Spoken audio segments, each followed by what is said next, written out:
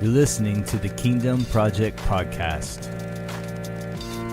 These are discussions on biblical theology and interpretation. The emphasis is on context and grace. The goal is to promote biblical literacy by displacing and debunking most modern interpretations. The challenge is to engage in healthy conversation that may stretch but sharpen iron. This is the Kingdom Project, and I'm your host, Marcus Hall.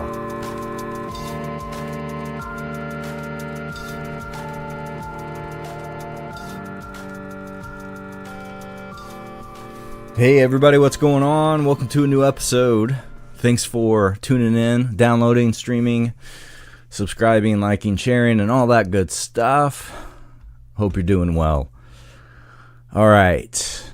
In this episode, we're going to look at this part in Romans 8 and consider, we're going to be considering a couple of things. The use of the word creation and the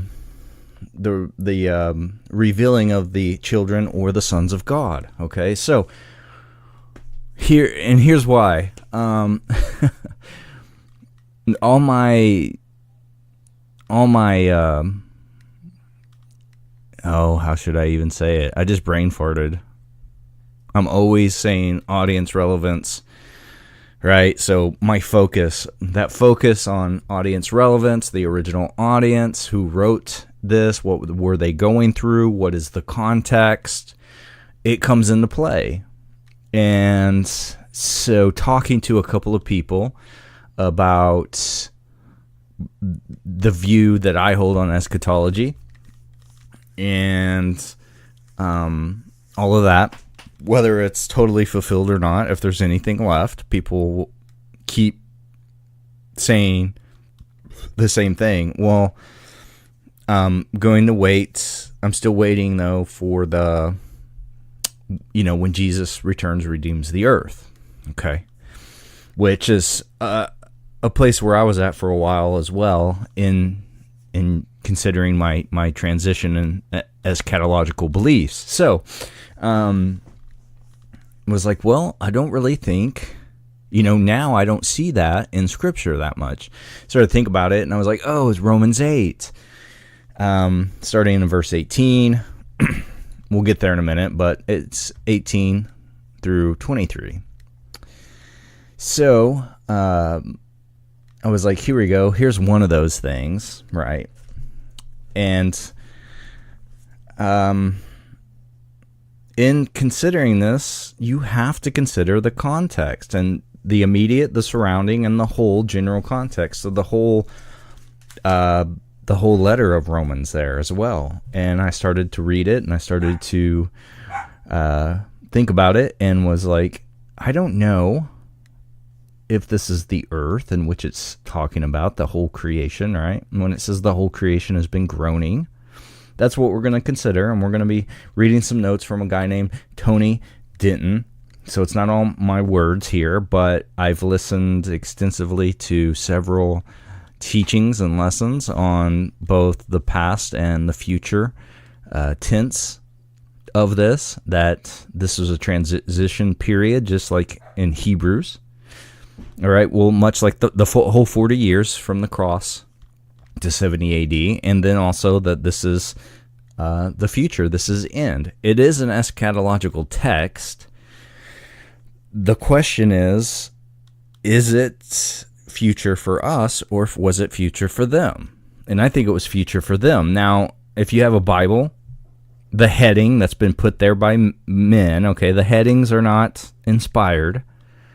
But in the ESVs I have opened here, it says future glory. So I obviously don't disagree with that. There's a future glory that's being spoken of here by Paul. So let's just read the text first, okay? So this is Romans 8, start at 18.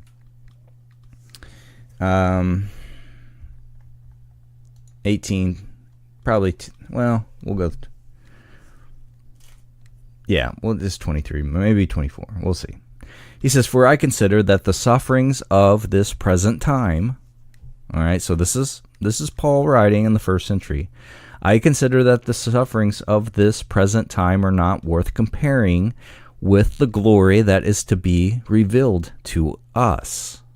Again, first century.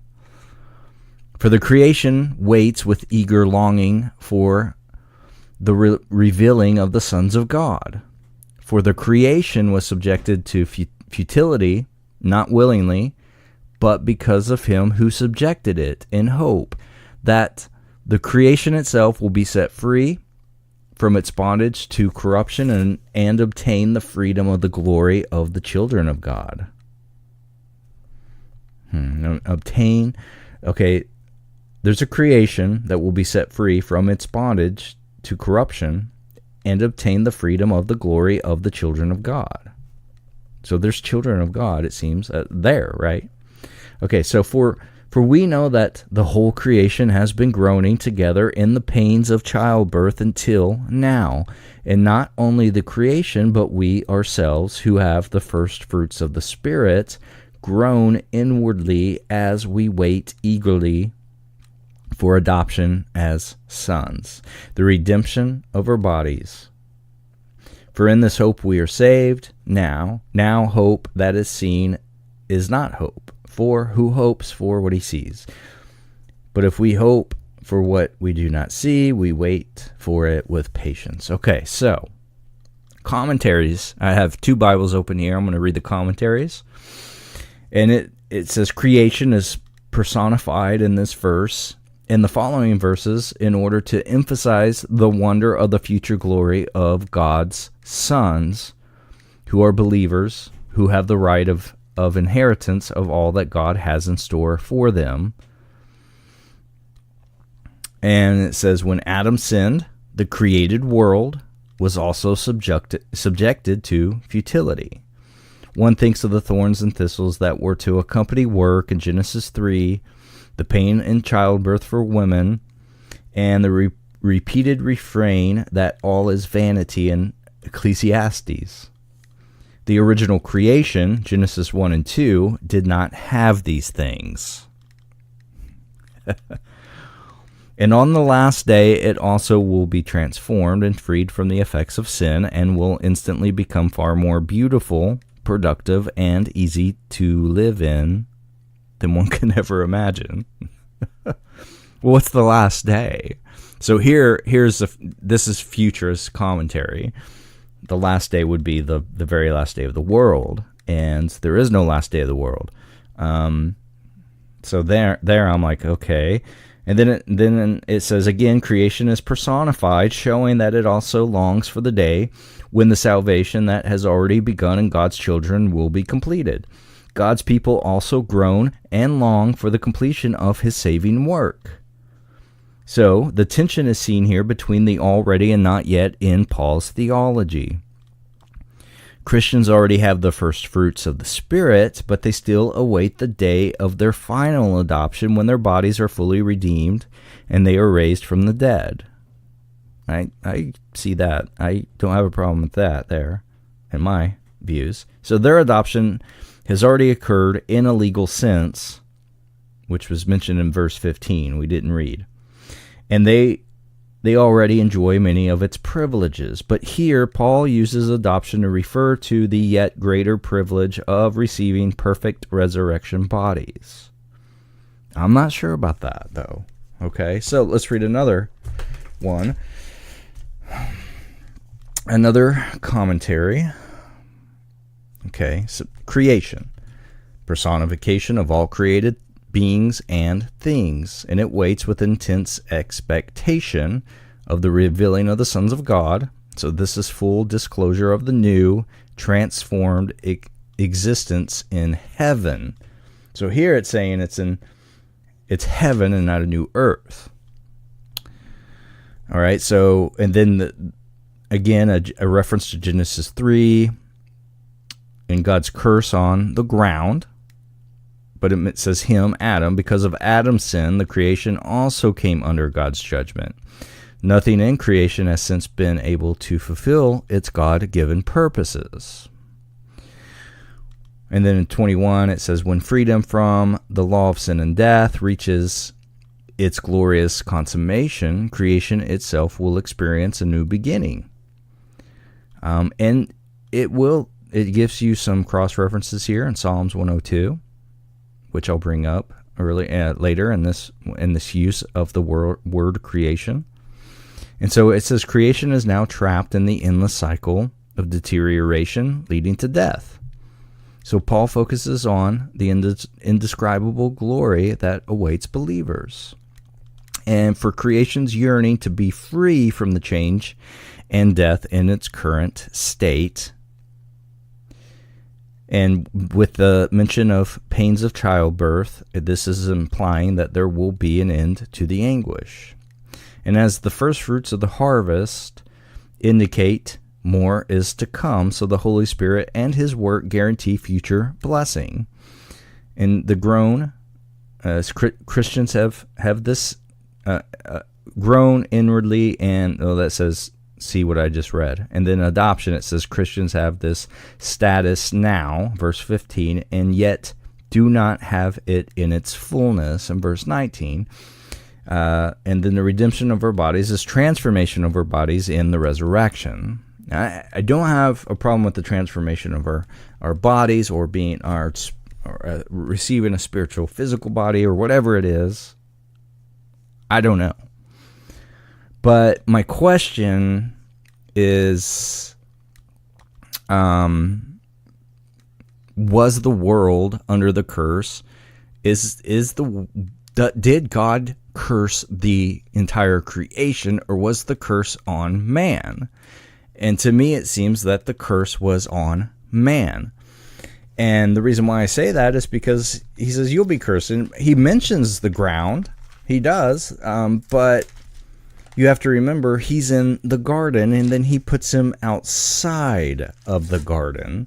Was the ground hard to work outside of the garden? Or was it not? Well, something we don't know. But we'll look here. After he talks about the woman and the offspring and all that, it says, and to Adam he said, because you have listened to the voice of your wife, and have eaten of the tree of which I commanded you, you shall not eat of it. Cursed is the ground because of you. In pain you shall eat of it all the days of your life. Thorns and thistles it shall bring forth for you, and you shall eat the plants of the field. By the sweat of your face you shall eat bread till you return to the ground. For out of it you were taken, for you are dust, and to dust you shall return. All right. Now, if you were to go a little bit ahead in Genesis, you're going to see how Noah's dad says, hey, he's the one who's going to free us. Free us from what? Most people think that it's the curse. So, in Genesis 8, 21, it says, and the Lord smelled the pleasing aroma of the sacrifice from Noah. The Lord said in his heart, I will never again curse the ground because of man. For the intention of man's heart is evil from his youth, neither will I ever again strike down every living creature as I have done, while the earth remains. Seed time and harvest, cold and heat, summer and winter, day and night shall not cease. So, was the ground actually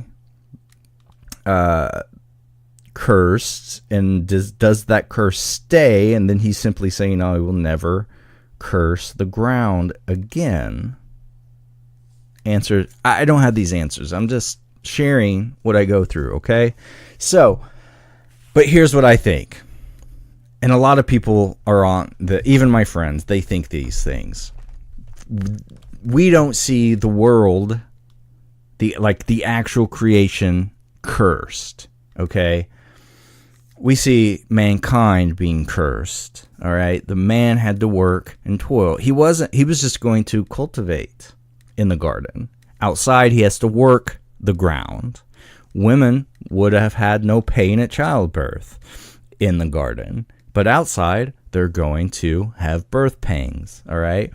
Now, we read of the birth pains in Romans 8, and also I've explored the whole comparison there, that this changing of Old Covenant to New Covenant was related to birth pangs as well, okay? So people, to me, seem like when they say the creation has been cursed, they act like once sin entered into humanity, that the earth just grew tectonic plates. Then, sin just happened to grow these tectonic plates, which would mean that it would imply that sin has the ability to create actual things, created things within the creation, but I don't think that would be the case. It can create bad, like, things in men, but can it create in the earth, And then all of a sudden,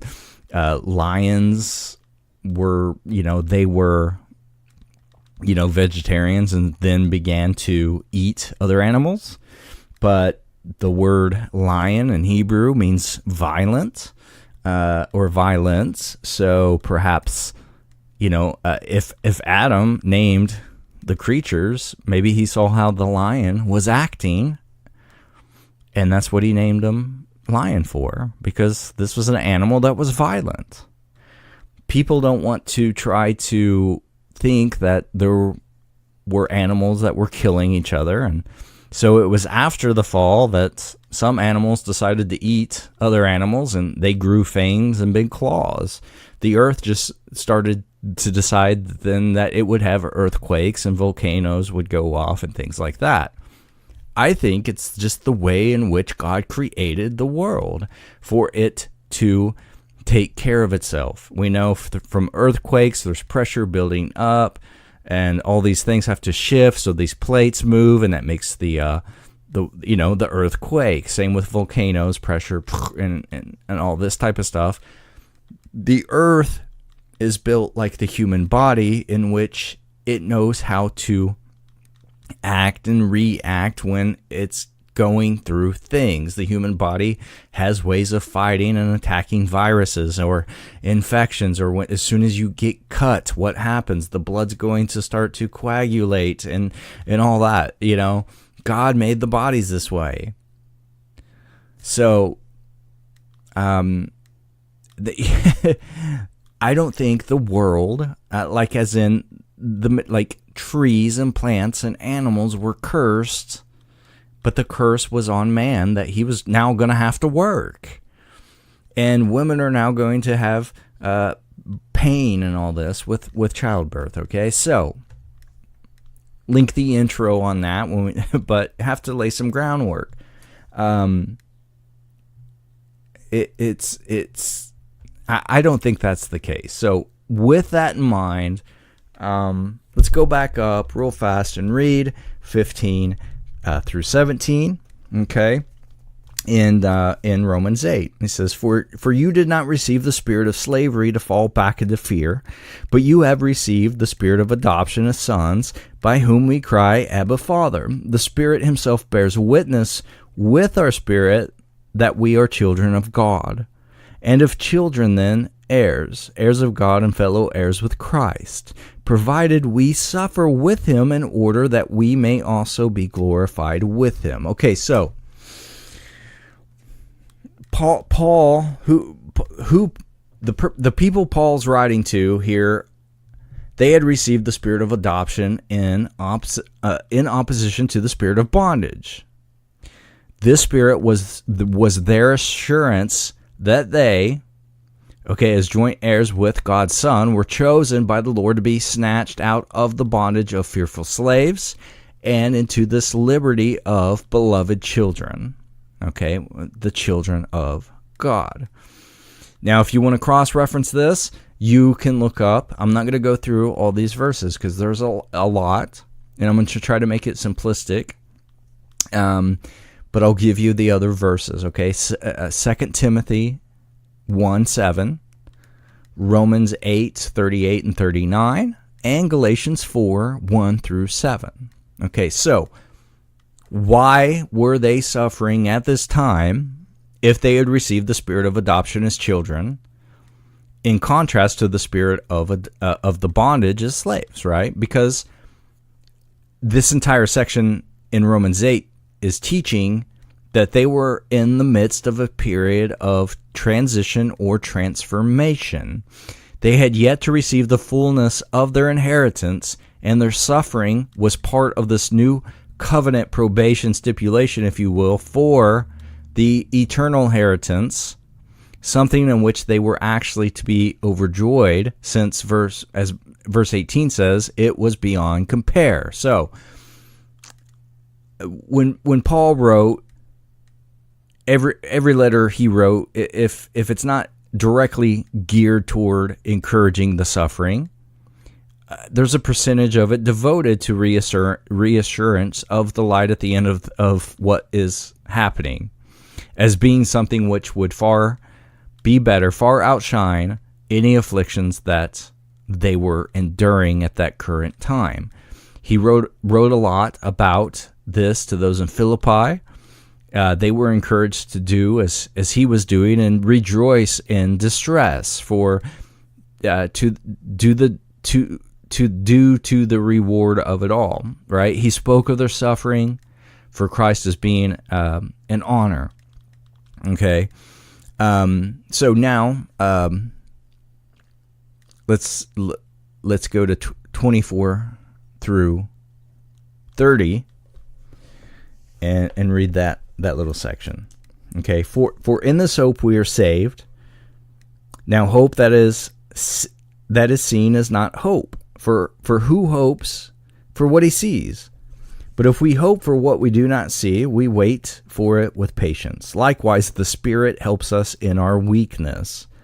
For we do not know what to pray for as we ought, but the Spirit himself intercedes for us with groanings too deep for words. And he who searches hearts knows what is the mind of the Spirit, because the Spirit intercedes for the saints according to the will of God. And we know that for those, I'm sorry, look, and we know that for those who love God, all things work together for good. For those who are called according to his purpose, for those whom he foreknew, he also predestined to be conformed to the image of his Son, in order that he might be the firstborn among many brothers. And verse 30, it says, and those whom he predestined, he also called, and those whom he called, he also justified, and those whom he justified, he also glorified. Okay, so I think here we should see that they were still at that time in this they were in a period of hope, and due to their hope, it's a period they could eagerly persevere in. So even though it was a time of groanings, right, they could have faith in knowing, or faith in the knowledge that God, who gave them this Spirit, knew the mind of the Spirit that would and could relay their needs to the Father in prayer, while they could rest in the assurance that God was working out all things for their eternal good. He's the great architect and conductor right here, and for them to be conformed to the image of his Son, to be justified and glorified, making them more than conquerors, and it goes on and on. And any in all tribulation, distress, persecution. That goes later in verses 37 and 35 through 37. So in the midst of all this, encouraging remarks concerning this transition from slaves of law, okay, this was under the old covenant system, to children of grace under the new covenant system. And Paul has this explanation of what they were then experiencing, okay, and that gets us to builds that foundation to look clearly again at verses 18 through 23. So focus then on verse 18 with this phrase, okay, like, for I consider that the sufferings of this present time, okay, so we want to specifically put our attention here on this phrase. It's the or this present time.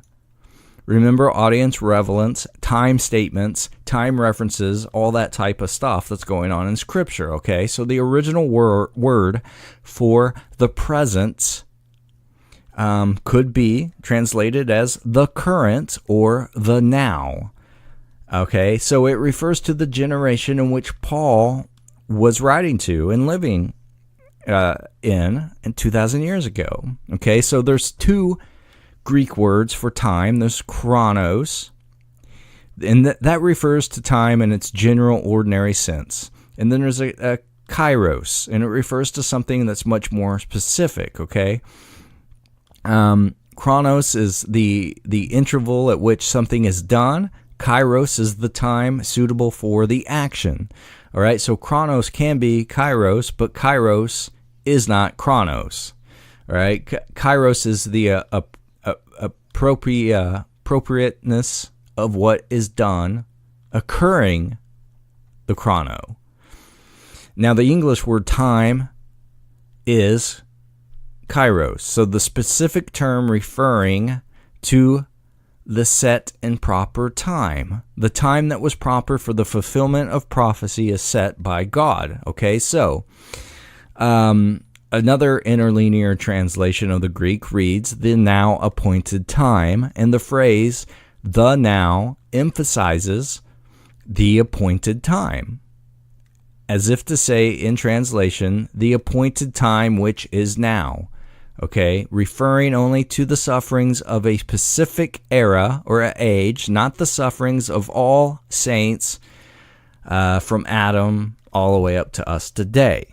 Now, don't get offensive there. There are certainly tribulations and trials and sufferings of present-day believers. We cannot deny that, and there are other verses to teach those things, okay, and to give us hope and comfort. All of this can still, even here in Romans 8, we don't have to throw that out. There is still applicability here. But in this context, okay, that's what I'm pointing out. So we have to notice how detailed Paul is in the one verse. He's writing of the appointed time for the fulfillment of God's prophecies concerning the revelation of his kingdom. He's emphasized that appointed time by his choice of this Greek word for now in the mid-50s, all right, when he wrote this. And he wrote of it as being revealed in them, okay, their generation. And remember, all these things will happen in this generation, right? 40 years, okay? So, according to Paul, when was the appointed time or the fulfillment of prophecy? In that generation, okay? So, Paul has also chose the same phrase in two other instances. In Romans 3:25-26, when it says God set forth his Son to be an atonement by his blood through faith to demonstrate his righteousness, because in his forbearance God had passed over the sins that were previously committed in order to demonstrate his righteousness in the now appointed time, which that would be in that or their generation of time, that he might be just and the justifier of the one who has faith in Jesus. All right, we can't deny that appointed time was not then, and that's how he uses the words, the exact same words that he's using here in Romans 8. He also uses it in Romans 11:5, and in the now appointed time there is a remnant. When it gets into the whole Israel, all of Israel will be saved and all that. We'll get to that later.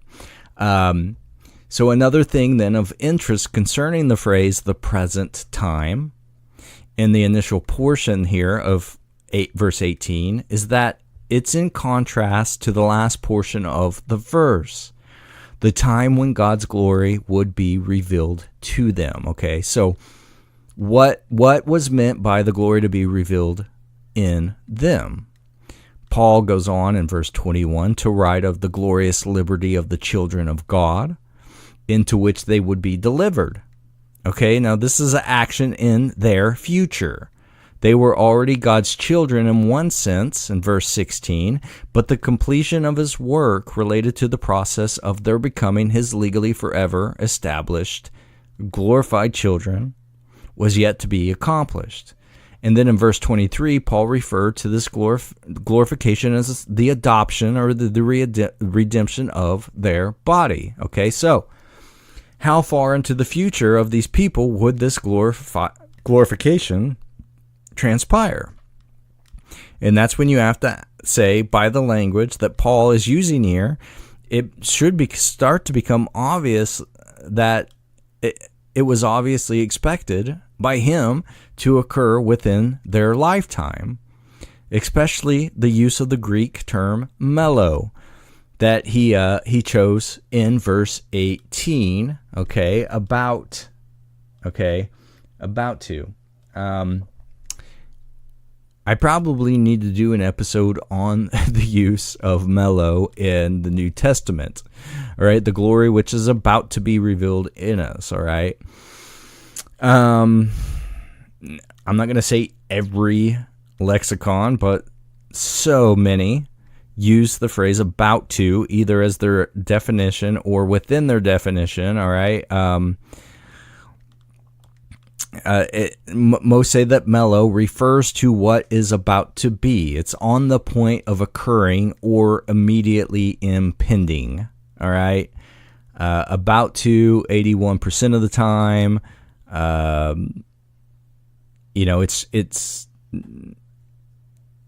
It's translated as about to 81% of the time here, and one other translates it about.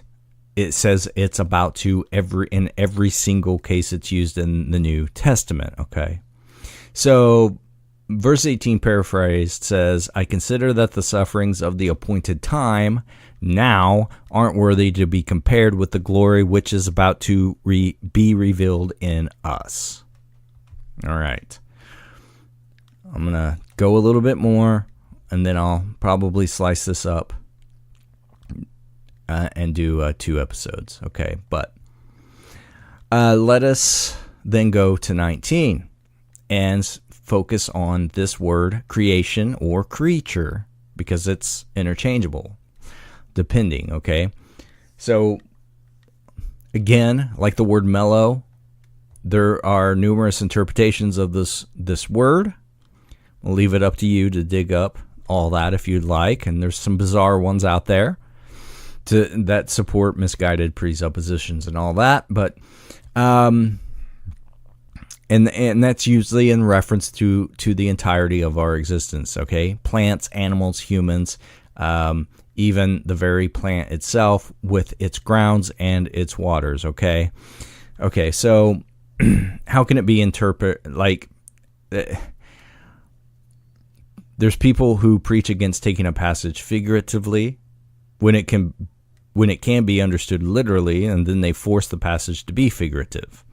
So how can it be interpreted literally, right? Like, let's get the big picture of the general context and then look at the text, okay? Because throughout Romans, Paul is dealing with the theme of new covenant grace versus old covenant law. So it's like bookends, and he's emphasizing salvation by grace as opposed to the law, okay? Chapter 1, 16, and 17, all the way to then the bookend is chapter 16, 25, and 26. Okay, so after his big statement in chapter 1, we find him in chapter 2 going right into talking in a negative sense about law, okay? The law being the epitome of law in general, all right? Paul used the word law just without the definite article, okay, just law, not the law, 9 times.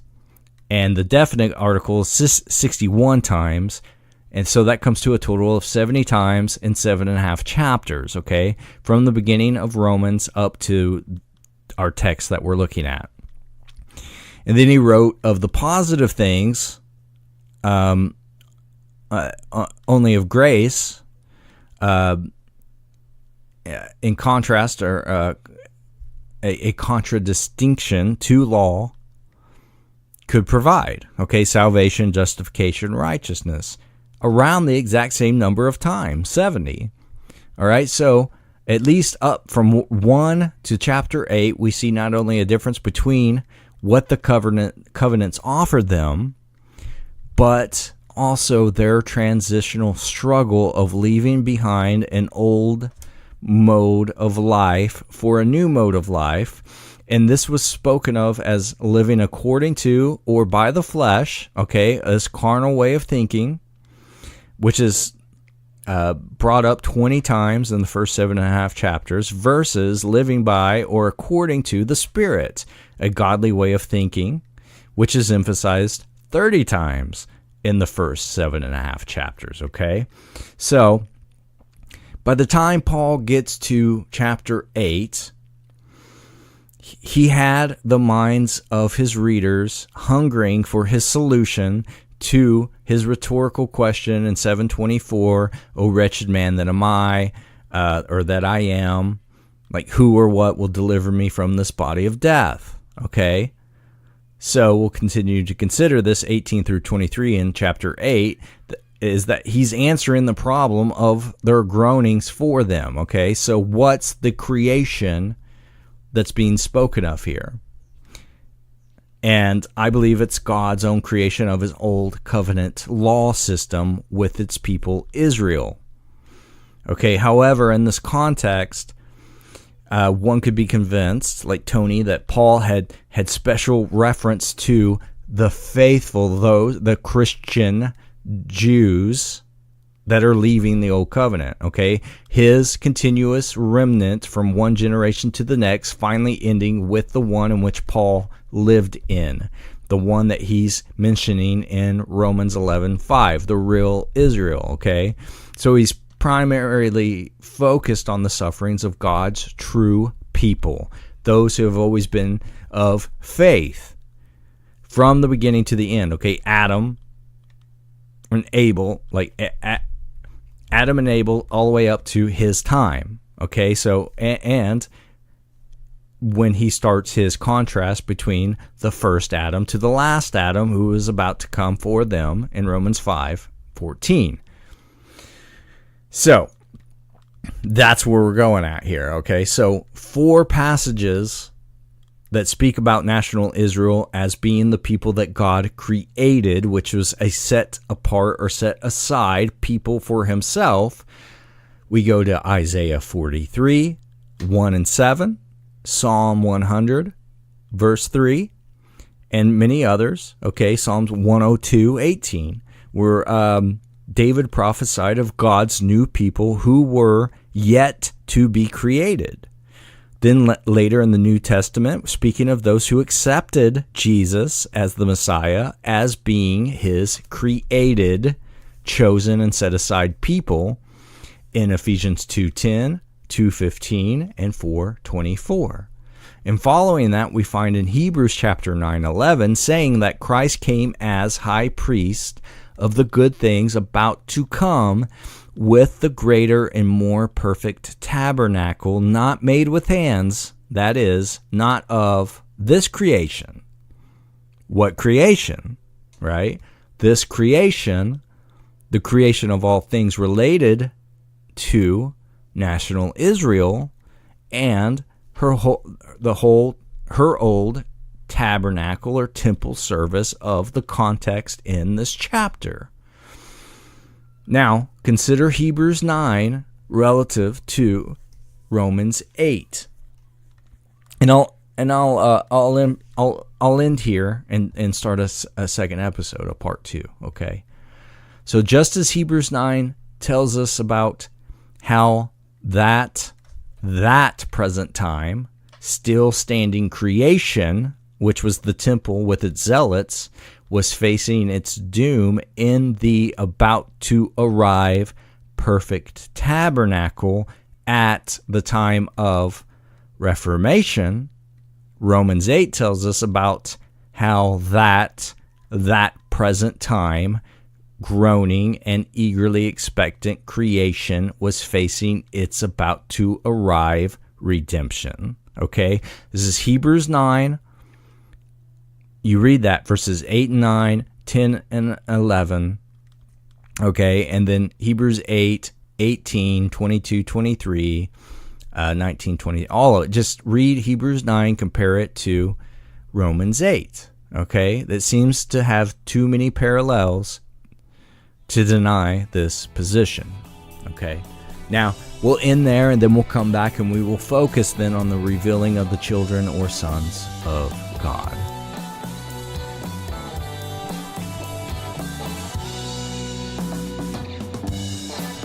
All right. Hey, stay tuned for part 2 of this to finish up the wrap-up. If there's any comments, questions, disagreements, whatever, send them my way at thekingdomprojectpodcast@gmail.com. And until next time, be a mustard seed, be leaven. Thanks for listening.